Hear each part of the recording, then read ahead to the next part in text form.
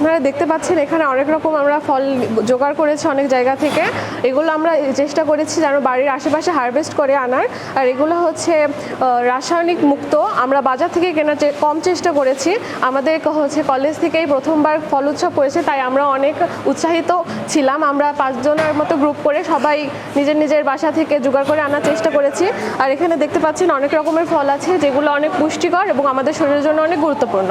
আর আপনারা দেখতে পাচ্ছেন এখানে আমরা রেখেছি হচ্ছে নারিকেল, বেদেনা, তারপরে ড্রাগন ফল, কমলা, সবেদা, তারপরে আনারস, কাঁঠাল, এখনকার যেগুলো সিজনাল ফল যেমন আম, জাম্বুরা। তারপরে আমরা কিছু নন সিজনাল ফলও রাখার চেষ্টা করেছি, যেমন এখানে শুকনো বড়ই রয়েছে, খেজুর রয়েছে, করমচা, তেঁতুল, লেবু, আপেল হচ্ছে, তারপরে পেয়ারা, কদবেল ইত্যাদি রাখার চেষ্টা করেছি।